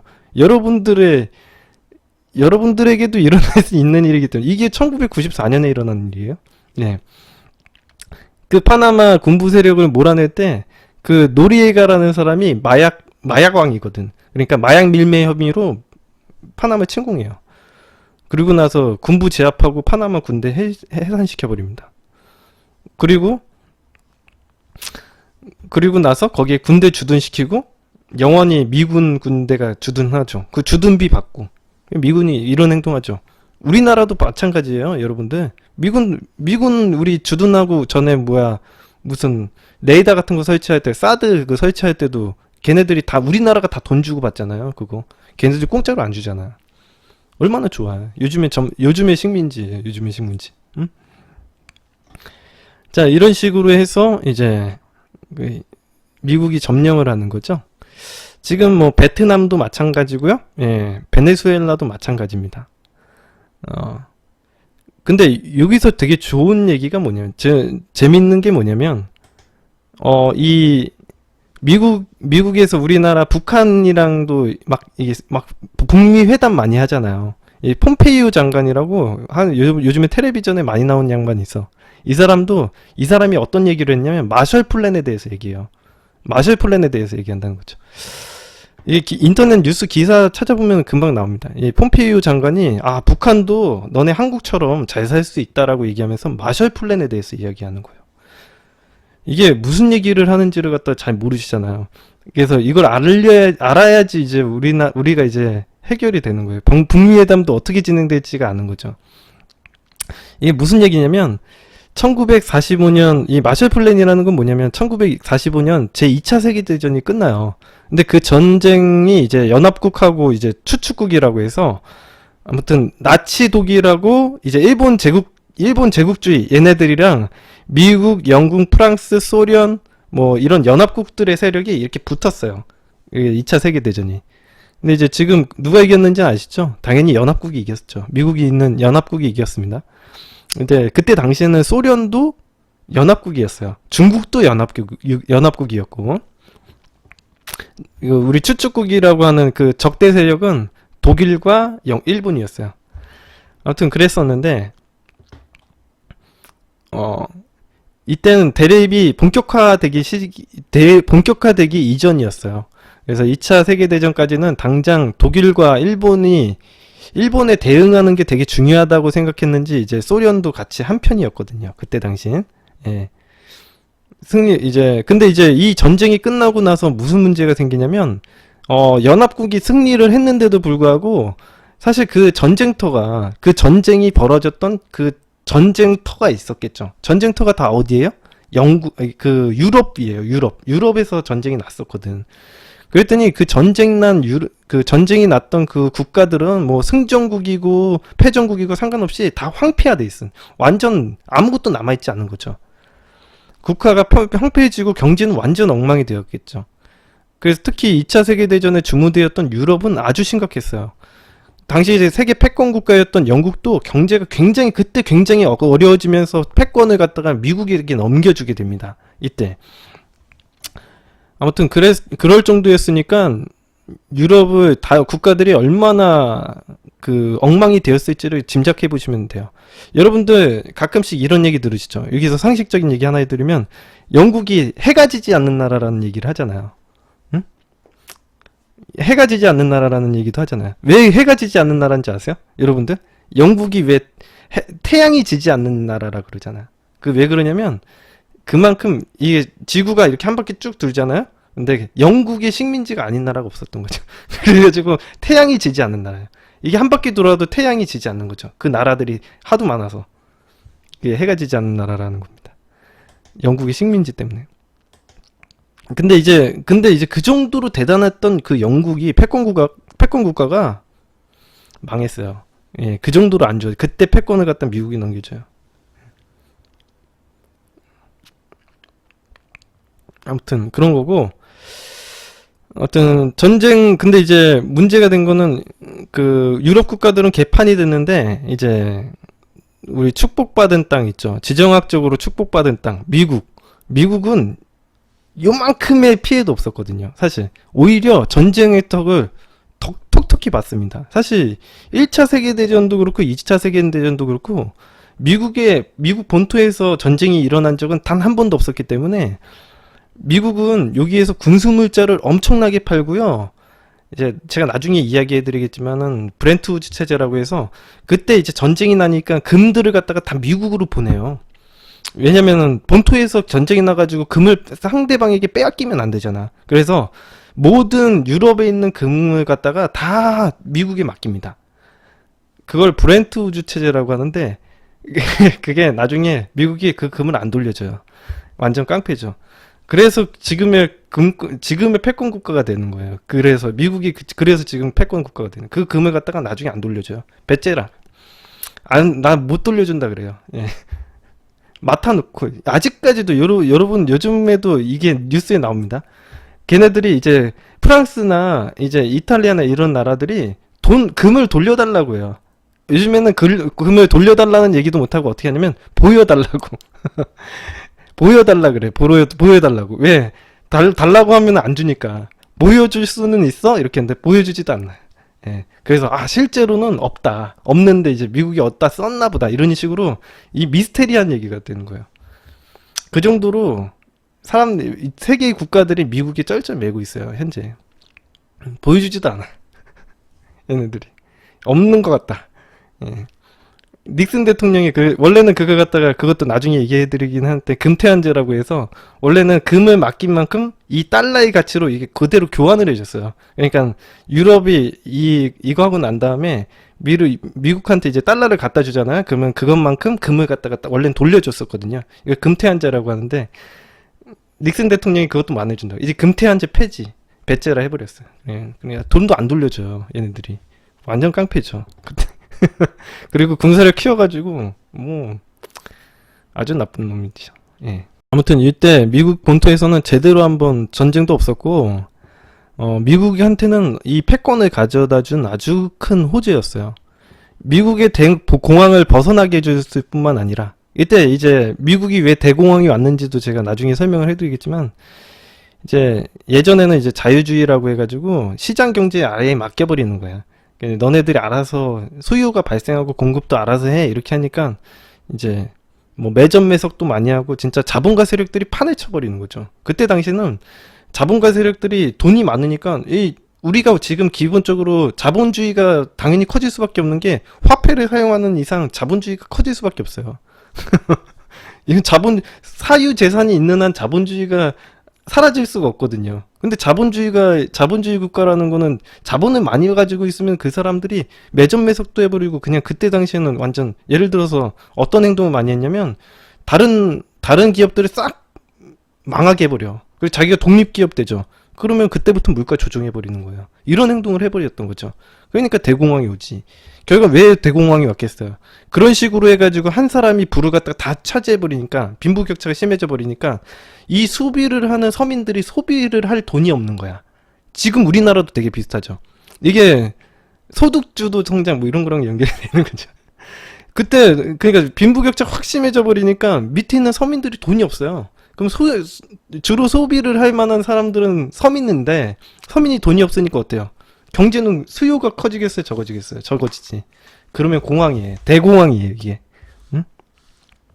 이게 대공황입니다. 아무튼 그런 걸 갖다가 이제 한번 겪었기 때문에 이제 앞으로 우리나라가 그런 걸 겪을 일은 없다고 생각은 해요, 사실은. 이런 식으로는 안 하겠지. 얘네들도 이게 그거 이후로 바로 나타난 게 수정자본주의라는 게 있는데 그래서 안 그래요. 이제는 그렇게 하지 않아요. 요즘에 수정자본주의를 지나가지고 신자유주의 막 이런 얘기가 나오잖아요. 근데 이제 그거는 나중에 어려운 개념이니까 나중에 얘기하고 아무튼 요즘에는 그러니까 이 얘기가 무슨 얘기냐면 자본가 세력들도 배운다는 거죠. 이런 식으로 하게 되면 자기네 세상이 무너지게 되면 어떻게 돼요? 걔네들이 반란을 일으키고 폭동을 일으켜가지고 이걸 뒤엎어버려요. 자본가 세력들을 뒤엎어버리는 이게 나쁜 일들이 일어나거든. 그렇기 때문에 자본가들이 새로운 개념을 만드는 거야. 얘가 배우는 거예요. 그러니까 여러분들이 막 여러 어려운 개념을 생각할 필요가 없고 이 자본가 세력들이 얘네들이 학습을 하고 있다라고 생각하시면 돼요. 근데 이제 예전에는 그런 식으로 막 막장으로 해봤는데 그랬다가 이제 공황 때문에 자기네들이 한번 죽을 뻔하고 그 다음부터는 안 그런다 이렇게 생각하시면 돼요. 네, 아무튼 그런 거고 이제 간단하게 설명을 해드린 거예요. 그때 그래가지고 이제 대공황이 펼쳐졌는데 이제 주요 수요처는 공황이 되면 어떻게 된다? 공급이 많아지는 거죠. 그러니까 생산품들은 엄청 많이 생기는데 이거 수요할 때가 쓸 데가 없는 거야. 이게 그런 현상이 일어났는데 이제 그 전쟁들이 제2차 세계대전, 제1차 세계대전을 통해서 그런 것들을 해소를 해요. 미국이. 아무튼 돈을 엄청 많이 벌게 해주고요. 자, 실제로 2차 세계대전 동안에 연합국에 사용됐던 전체 군수 물자의 절반 정도를 미국이 다 제공을 했고요. 전 세계의 금 40%를 이제 미국이 갖게 되었어요. 그게 이제 브렌트 우주 체제 때문에. 이 전쟁을 통해서 미국이 받던 혜택은 엄청나다라고 볼 수 있죠. 근데 그런 미국도 걱정하는 부분이 있었는데 이게 그때 당시에 소련이에요, 소련. 소련은 공산주의였거든요. 공산주의 진영이었는데, 공산주의 진영이 얼마나 그때 달콤한 얘기였냐면, 모두가 똑같이 잘 살게 만드는 전략이에요. 공산주의가. 그러니까, 자본주의와 정반대라고 보시면 돼요. 이 자본가들의 세력을 몰아내고, 모든 사람들에게 공등하게 배분을 하고, 공등하게 분배를 해준다라는 아주 유토피아적인 얘기를 해주는 거죠. 그러니까 공산주의가 빨리 퍼져나가겠어요? 빨리 퍼져나가지 않겠어요? 빨리 퍼져나가죠. 그때 당시에 특히나 이제 그 제2차 세계대전 이후에 이제 경제들이 완전 폭망하면서 자본주의에 대해서 회의감을 느끼고 사람들이 삶의 팍팍함을 느꼈을 거 아니야.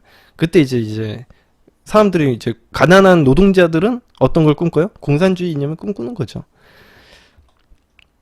그리고 이제 이게 이미 미국이 한번 있었어요. 그런 공산주의, 사회주의 건설을 하려는 노동자들의 폭동도 한번 일어났었기 때문에, 대공황 때.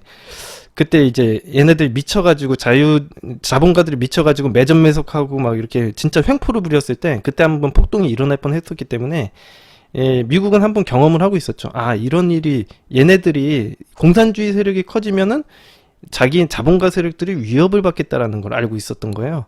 그래서 미국이 어떻게 해결을 하냐면,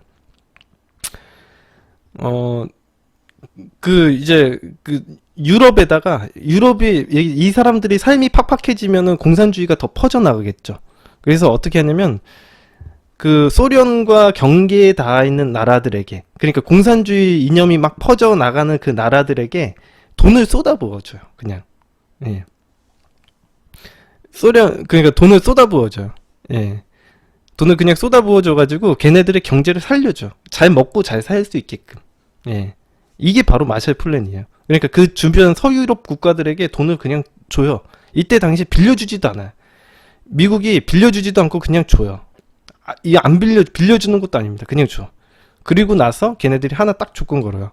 그 빌려준 돈으로는 우리나라 제품만 살 수 있다고. 그래서 이제 미국이 또 초호황을 겪죠. 그러는 바람에 이제 실제로 어떻게 되냐면, 지도상으로 좀 보여줄게요.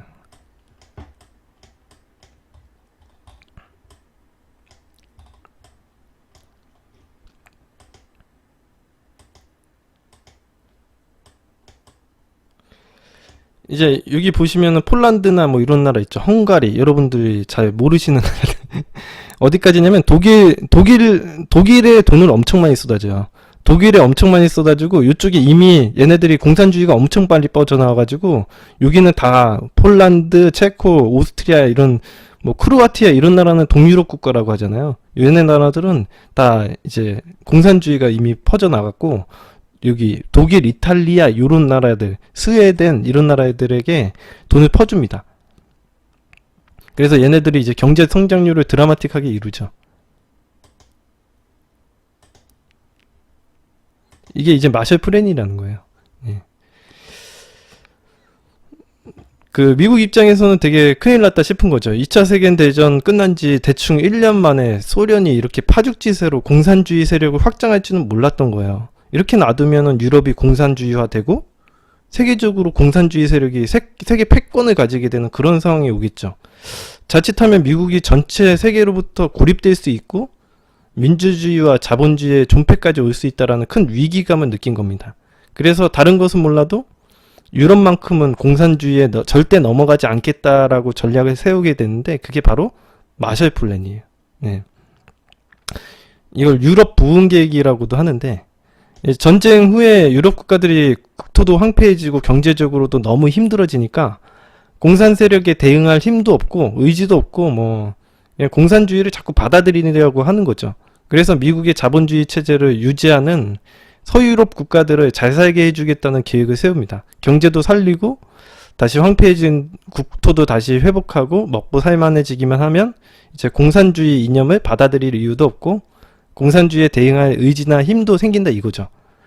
미국의 입장에서는 서유럽 국가들이 잘 살게 되면 그 국가들이 공산주의 확산을 막는 장벽 역할을 할 수 있다라는 계산이 생긴 거죠.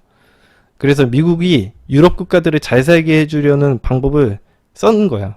이제 돈을 퍼준 거죠. 근데 그 마셜 플랜 효과가 굉장히 좋았습니다. 이제 미국이 원조했던 4년 동안 지원받았던 국가들이 40% 정도 경제 성장을 했고 이제 지금 이것도 되게 식민지랑 똑같은 거예요. 제가 얘기했지만 이것도 식민지랑 똑같은 거죠. 그때 당시에도 유럽에서도 이런 식민지처럼 이렇게 한 거예요. 결과적으로는 돈을 줬긴 했지만 나라 발전시키고 수요처 생기고 걔네들을 갖다가 어떻게 해요? 북대서양 기구라고 해서 나토라고 해서 그 미국이 지금도 그래요. 미국이 나토라고 해가지고 유럽의 국방을 대신해줘요. 지금도 그래요. 지금도. 예, 공산주의 그거는 아직까지도 그래요. 그래가지고 요즘에 얘기 나오잖아요. 트럼프 딱 하고 나서 어떤 얘기 나와요? 트럼프가 야 내가 나토 이 방위비 올려야 된다. 뭐 이 얘기 하잖아요. 그게 여기 왜 그러겠어? 나토라는 게 북대서양 뭐 군사 협력 기구인데 그게 거기에 대부분이 이제 미국산 무기를 사용한다는 거죠. 미국 군이 들어가 있다라는 거죠. 그 얘기 아직도 그러고 있는 겁니다. 예. 아무튼 그런 마셜 플랜이 이제 나름대로 이제 전략이 있었습니다. 이제 그리고 나서 이 돈으로 미국산 물건만 살 수 있게 만들고 이게 마셜 플랜이에요. 그래서 이제 앞으로 어떻게 될 것 같으냐? 이제 이런 얘기는 이제 끝났고 이제 마셜 플랜은 얘기가 끝났고 앞으로는 어떻게 될 것 같으냐? 그러면은 근데 이제 요즘에는 어떻게 하냐면 우리가 이 제2의 마셜 플랜이라고 하거든요. 이걸 갖다가 왜냐면 중국이라는 나라가 패권 국가가 되려고 자꾸 하니까 미국이 견제를 하는 거예요. 그래서 제가 생각하기엔 그러면 중국의 주변을 둘러싸고 있는 나라들을 갖다가 마셜 플랜을 통해서 걔네들을 민주화시키고 한다는 거죠. 자본을 사버리는 거지. 그래서 대표적으로 어떻게 해요? 지금 한 나라가 베트남이 원래 공산주의 국가였잖아요. 근데 공산주의 국가인데 이제 경제 개방해가지고 잘 먹고 잘 살잖아요. 그렇죠? 그런데 이제 그냥 여러분들이 생각하기엔 그냥 잘 먹고 잘 사는 것 같은데 미국이 그 투자를 할 때 첫 번째가 뭐냐면 경제 개방이에요.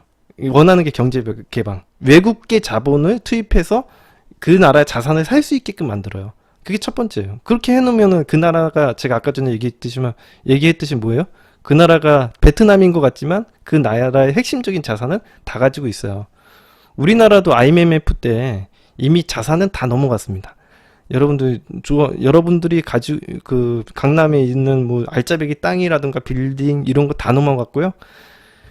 우리나라 여러분들이 잘 모르시겠지만은 우리나라 그 은행 있죠. 은행이 70%가 이미 외국계 자본이 다 먹고 있어요. 우리나라 은행이 없습니다. 이게 외국 나라 은행. 외국 나라 은행. 우리나라 은행은 이제 없습니다. 우리 은행이 한 30%, 우리 은행만 한 30% 정도 외국인 지분을 갖고 있고, 나머지 뭐 하나은행 뭐 이런 거 있죠. 뭐 신한 뭐 이런 예전부터 있었던 은행들은 지분의 70% 이상이 외국계 자본이 가지고 있어요. 예. 이거는 이게 인터넷 찾아보면 금방 나와요. 이게 제가 주장하는 게 아니라 인터넷에 나오는 내용이에요, 이게. 여러분들 우리나라 은행이라고 생각하시죠? 다 미국 은행입니다. 그 70%의 자산은 외국계 자산이 누구가 갖고 있겠어요? 아까 전에 얘기했던 로스차일드, JP 모건 이런 유명한 이 양반들이 이제 자본가 세력들이 다 가지고 있는 거예요. 우리가 열심히 하면 걔네들이 다 가지고 있다는 거죠. 뭐 아무튼 금융적으로 다 하고 그런 것들을 갖다가 이제 이제 베트남은 그런 식으로 해서 허용을 해주는 거예요. 그래서 미국이 자꾸 협상에서 압박을 하는 건 뭐냐면, 야, 이거 자꾸 자산 넘기라는 거예요. 내가 자산을 사겠다. 외국계 자본 투자할 수 있게끔 만들어라 이거예요. 북한이랑 협상하는 게 다른 얘기가 아니에요. 북한이랑 자꾸 협상하는데 뭐가 안 되겠어요. 뭐 핵 미사일 이런 거는 겉대기고 이건 상관없고 미국은 관심 없어요. 예, 북한 너네 자산을 다 넘기라 이거예요. 내가 다 가질게. 싼 값에. 근데 이제 외국계 자본들은 들어갈 수가 있는데 우리나라는 투자를 할 수가 없겠죠. 그래서 여러분들은 북한의 자산을 살 수가 없겠지만 미국인들은 살 수가 있어요, 지금도. 예. 그래서 자산을 사는 거죠. 미리 다 사놓고 나서 개방시켜 있는 거죠. 그때는 이제 껍데기만 남아 있는 거지, 나라가. 아무튼 그런 식으로 되는 거죠. 지금 뭐 베트남도 그런 거예요. 베트남도 그렇죠, 뭐. 마찬가지고. 다 그런 식으로 해서 그 대신 그래 놓고선 잘 먹고 잘 살게 해주는 거예요. 이게 마셜 플랜이라고 보시면 됩니다. 그러니까 중국을 둘러싼 그 나라들을 갖다 잘 먹고 잘 살고 공산권 국가들을 이제 민주화 시키고 이제 자본주의화 시키는 거죠. 여러분들 이것만 좀 얘기해 드릴게. IMF 때 우리나라만 IMF였던 거 아닌 거 아시죠?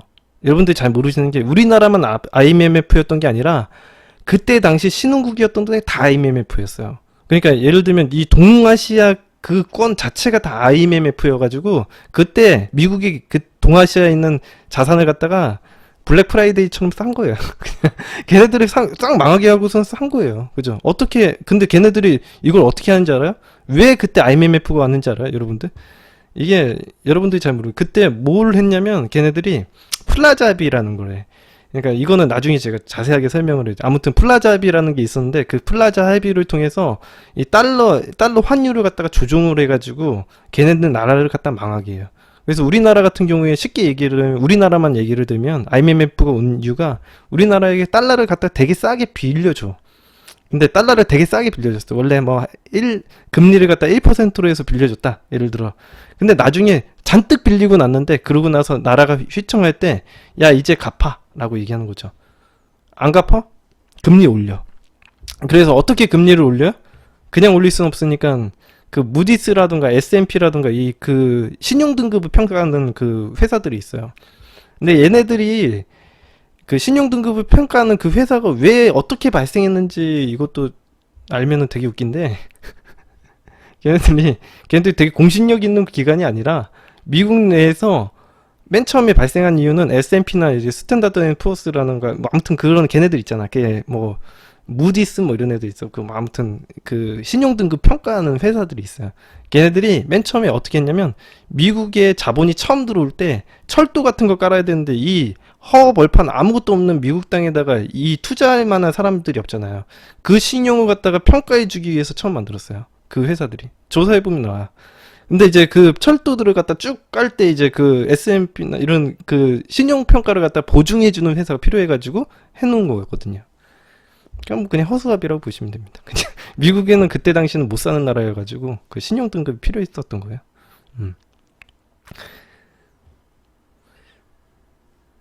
아무튼 그러다 보니까 이제 그런 걔네들이 막 조종할 수 있어요. 그래서 미국의 걔네들이 막 조종해 가지고 신용 등급 낮추고 금리 올리고 막 이런 게 가능해요. 그래서